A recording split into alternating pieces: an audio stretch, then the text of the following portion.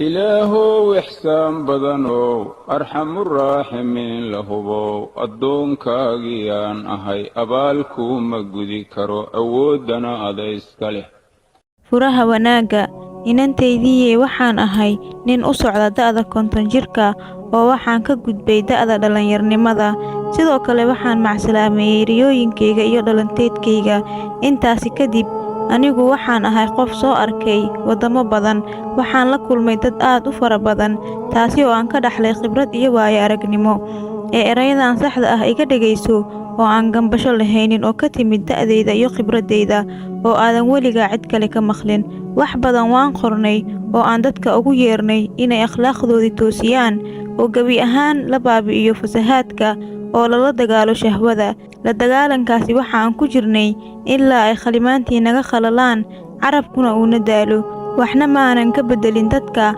xumaantana waan baabi'in weynay balse xumaanta waa ay sii badanaysaa fasahaadkuna wuu sii faafayaa iyo isqaabinta isqurxinta iyo daciifnimada shahwada taasoo ay sharteeda xoogsatay goobaabinteedana way sii balaaratay xumaantaasi wadamada dhan way ku faaftay sida ay maladeedu tahay ma jiro wadan islaam ah oo aan xumaanta aan weli gaarin xitaa arlushaam oo ahaan jirtay goobta lagu sameeyo marada ay dumarka isku asturaan sidoo kale waxay ahayd meel lagu dhowro sharafta oo lagu asturi jiray cawrada haatan waxaa dibadda u soo baxay dumarka arlushaam ayagoo wejigii furtay oo turukada isku qurxiyay oo tinta aan u asturnayn oo gacmihiina u qaawan yihiin iyo qoorta markaan taasi arkay waxaan ogaaday inaan ku guuldaraystay dagaalkii aan ku jiray uma malayn maayo inaan weligayna ku guulaysan doono inantaydii ma og tahay sababta aan sidaas u leeyahay sababta waxay tahay anaga weli kuma hanuunin wadada toosan albaabkeeda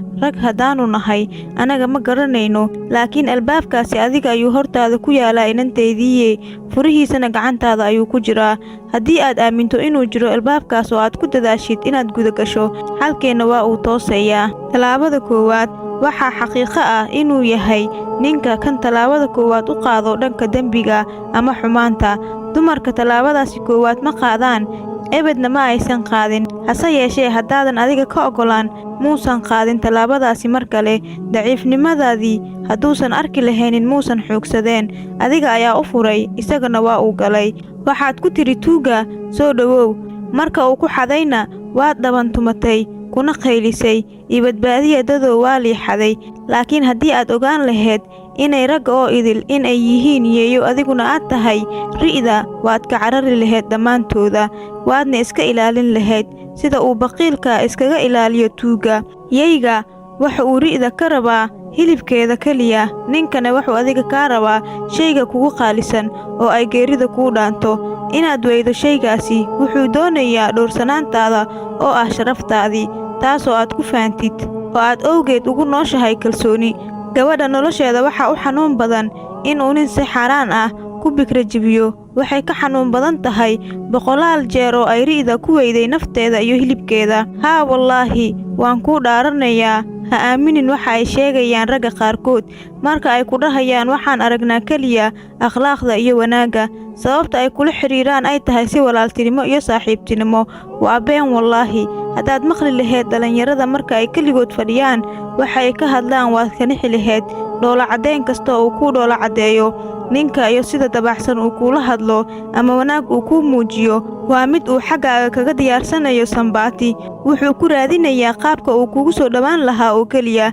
taasi ayuu naftiisa ka dhaadhiciyaa in gabar lagu khaldi karo inta aan sheegay kadib maxaa dhacaya inantaydii ka fikir maxaa ka dambeeyo laga yaabo inaad shabaqiisa ku dhacdo oo aad wada qaybsataan saacad oo raaxo ah kadib asaga wuu iska ilaabayaa hase yeeshee adiga ayaa xanuunkeeda kuu haraya kadib asigoon wax culays ah korkiisa saarnayn ayuu ugaarsanayaa mid kale oo doqomad ah si uu ugu xado sharafteeda wuxuu keligaa kugu daynayaa culayska uurka iyo murugtiisa iyo sharaf xumada oo wejigaaga ka muuqanayso asaga taasi way u cafinayaan bulshada waana dulmi waxayna dhahayaan waa wiil qaldamay oo haatan ka toobad keenay adiga ayaa culayska iyo sharafdhaca ku haraya ilaa aad ka dhimato bulshadana weligood wax ma iloobayaan waxna ma cafiyaan ebed ee adigu marka uu afka kula soo galo oo aad u muujiso inaad tahay gabar ad adag oo araggaaguna dhankiisa ka weeciso oo aad u muujiso inaad tahay gabar leh go'aan adag oo aad u muujiso diidmo. Haddii ay taasi kaa reebin oo ay saqajaannimadiisu gaarto inuu ku aflagaadeeyo ama uu gacan kula soo galo, kabta u siiwo ee madaxa kala dhac. Haddii aad sidaas samayso, waxaa xaqiiqo ah qof walba oo waddada marayo inuu garab kugu siin doono. Mar kalena lama arag mid saqajaan oo ku xadgudbayo dumarka. Hadduu yahay nin wanaagsan, wuu kuu soo laabanayaa asagoo cafis raadinayo oo ku weydiisanayo guur xalaal ah. Rajo dumar. Gabadha si walba ay heer u gaarto ay hanti iyo magac u yeelato, waxay kaliya rajadeeda iyo farxadeeda ka heshaa guurka xalaasha ah, iyo inay noqoto xaas wanaagsan, hooyo la ixtiraamo, hooyo gurigeeda maamusho. Tani waxaa ka siman boqorada, gabdhaha madaxda dhalay iyo atriishooyinka ugu caansan dunida, kuwaasoo dhaldhalaalkooda ay ku sirmaan dumarka badankooda. Aniga waxaan aqoon u leeyahay 2 haween oo qoraayaal ah. Mid waxay ka soo jeedaa dalka Masar, midna Arlushaam. Waxaa labadoodii u kulmay maal, magac iyo maqaam dhanka suugaanta, laakiin labadooda ma aysan guursanin. Ugu dambeynna waa ay waasheen. Hana i weydiin magacyadooda sababtoo ah waa la wada yaqaanaa. Guurka waa hamiga ugu sareeya ee dumarka ay leeyihiin, xitaa haddii ay ka mid noqoto baarlamaanka ama ay xil qabato. Laakiin midda aan is ilaalin oo dhilay noqota, taasi lama guursado.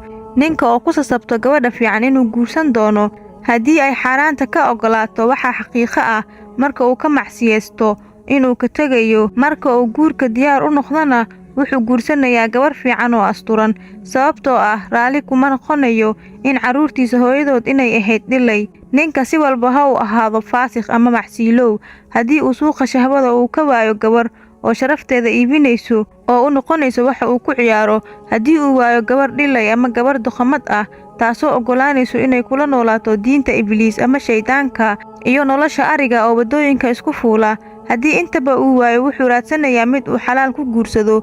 Guurka suuqiisa haddii uu xirmay, taasi gabdhaha qaar ayaa sabab u ah.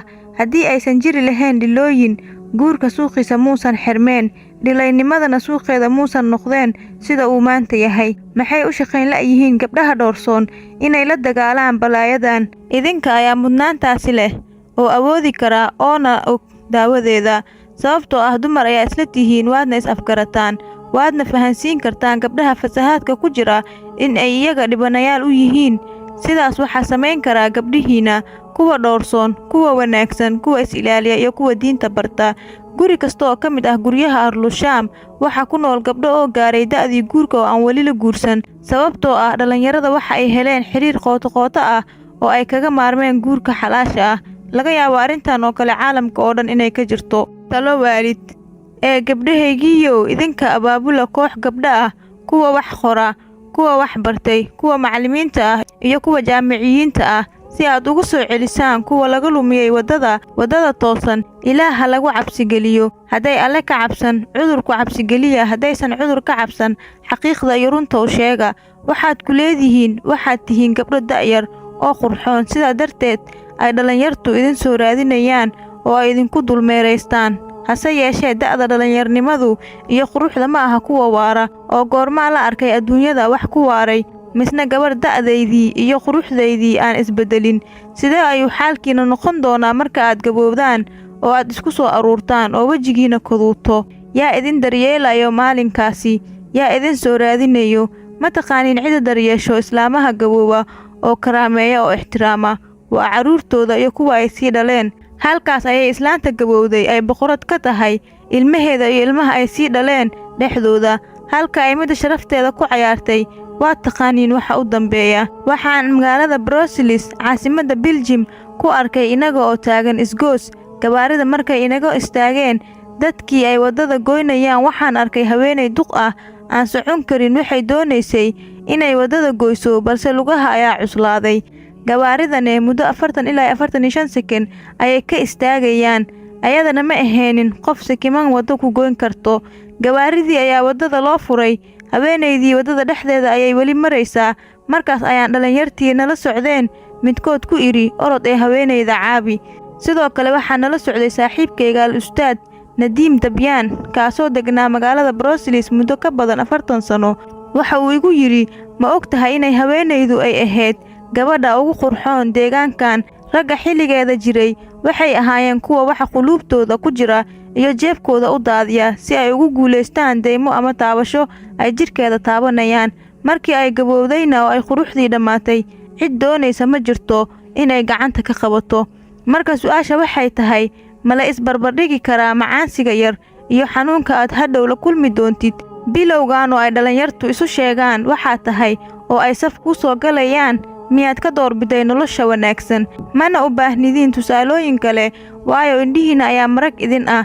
tusaale midaan ayaa idinkugu filan. hana ka caajisanina walaalihiina masaakiinta oo la lumiyey. haddii aad kuwaasi soo celin weydaan, ka ilaaliya kuwa toosan inay cudurkooda ku daartaan, ee ka ilaaliya kuwa soo baxaya oo aan waxba ogeyn in ay maraan kuwa xun wadadooda. talaabooyinka isbeddelka. aniga idinkama dalbanayo inaad noo soo celisaan habeenkii muslimiinta ee horey u jireen oo islaamnimadooda dhab ahayd. maya, aniga waan ogahay isbeddelka kuma dhaco habeen iyo maalin. hase yeeshee isbeddelku wuxuu ku imaadaa talaabooyin. ee idinka u tallaaba dhanka khayrka sida aad ugu tallaaba qaadeen dhanka sharta. waxaad si aayar ah u gaabinayseen dharkii ilaa laga arkay jilbihiina, gacmihiina iyo qoortiina. waxaad marada xijaabka ka qaadateen marada ugu khafiifsan oo jidhkiina ka muuqanayo. isbeddelkaasi oo dhanka xun isu beddesheen waxaad u soo sabarteen muddo dheer. ninka wanaagsan oo daacadka ah ma dareensana isbeddelkaasi. isbeddelkaasi waxaa idinku booriyey dadka xumaanta jecel, kuwa faasiqiinta ahna way ku farxeen. ilaa aan ka gaarnay xaaladan oo diinteena islaamka aysan raalli ka ahayn. xataa diinta nasaarada raalli kama aha. xataa majuusiyadda maysan samayn jirin kuwa aan taariikhda ka aqrinay sheekadooda. waxaan gaarnay xaalad xitaa aysan xayawaanka jeclaysan. labada diiq hadday hal digaagad ay ku kulmaan way isu dagaalaan, sababtoo ah diiqa waxa uu u maseerayaa digaagadda.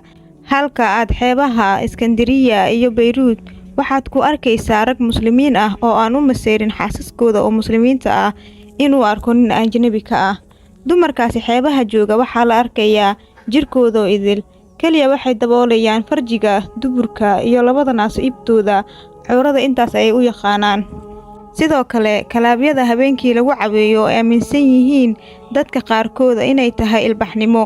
waxaad ku arkaysaa rag muslimiin ah oo u oggolaanaya in xaasaskooda ay la ciyaaraan rag kale, weliba jirkooda istaabanaya, xabadka la isu saaro, caloosha la isu saaro, afka iyo dhabanka la isku dhaweeyo, gacantiina uu dhexda u saaraya. qof intaas ka hadlay oo yidhi waxaan waa xaaraan lama hayo.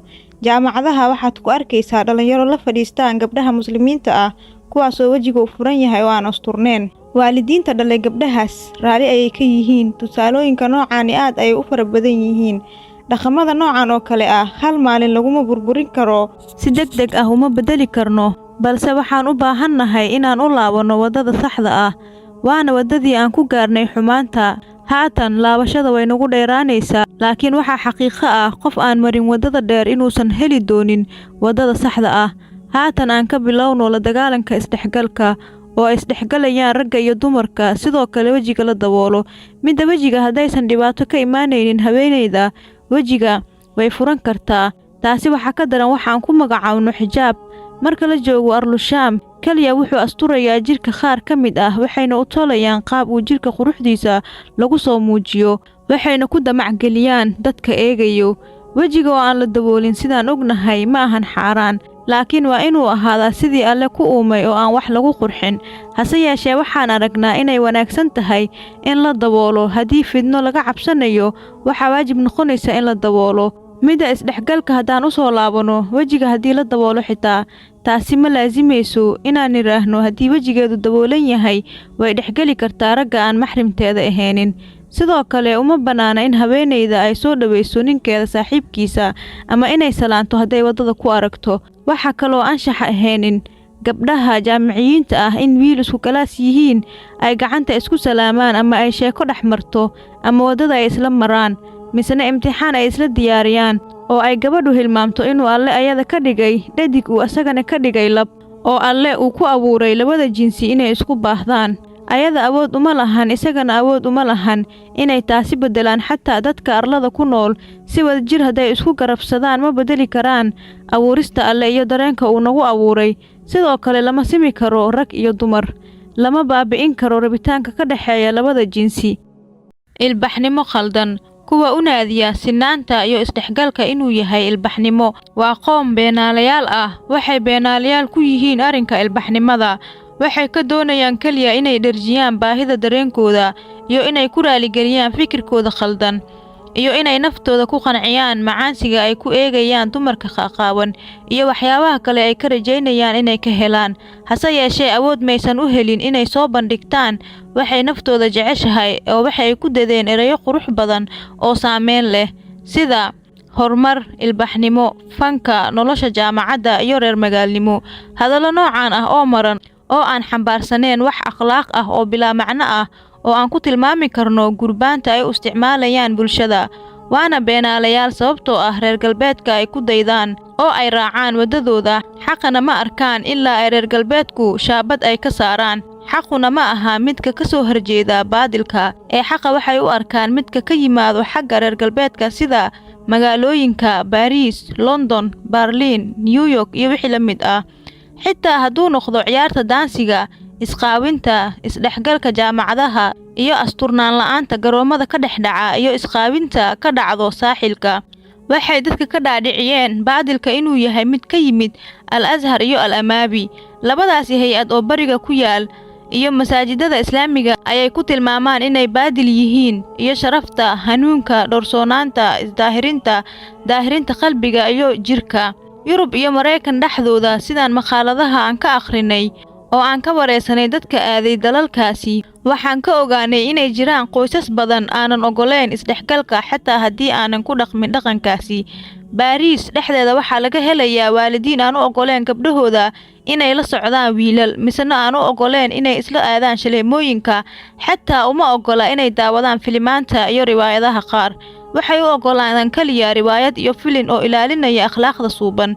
Waxaan ka xumahay in dalka Masar ay filimaanta iyo riwaayadaha ay ku soo gudbiyaan dhaqan aan u wanaagsaneen ummadda Islaamka ayagoo ku daday magaca fanka, oo dhaqan walba filinkaas ku jira ay ku tilmaamaan jiliin. Qofkii falka xun sameeyay oo ay ku tilmaamaan inuu yahay jilaa ama fanaan. Waa shirkado aan fahansaneen fanka oo aan fahansaneen diinta Islaamka. Waxay leeyihiin isdhexgalka wuxuu jabiyaa shahwada, wuxuu jabiyaa akhlaaqda, wuxuu ka saaraa nafta baahida uu bani'aadamka u qabo galmada. Aniguna jawaabta waxaan u daayay kuwa tijaabiyay iskuulada ka jira isdhexgalka, sida Ruushka aan haysan diin oo aan ka dhagaysan shiikh iyo baadari, soo kama soo laaban tijaabadaasi markay arkeen fasahaadka ka dhashay. Sidoo kale Mareykanka ama USA soomaadan akhrinina in badan dhibaatada Mareykanka haysato inay ka timid gabdhaha lagu uureeyo iskuulada iyo jaamacadaha. Marka waa kuma qofka ku farxayo inay dhibaatooyinkan ka dhacaan jaamacadaha Masar iyo Al-Sham iyo wadamada Islaamka. Anigu lama hadlayo wiilasha dhalinyarta ah, damacna kama lihi inay dhageystaan. Waxaan ogahay inay ii soo jawaabi doonaan, qaarkood way ka hor imaan doonaan aragtidayda sababtoo ah aniga waxaan ka hor istaagayaa macaansiga ay aaminsan yihiin inay weli si dhab u gaarin. Hase yeeshee anigu idinka ayaan idinla hadlayaa gabdhahaygii alla sharfay oo dhowrsani, sababtoo ah xumaanta marka ay dhacdo idinka ayaa ah dhibanayaasha. Naftiina iyo jirkiina ha saarina kawaanka Ibliis ama shaydaanka.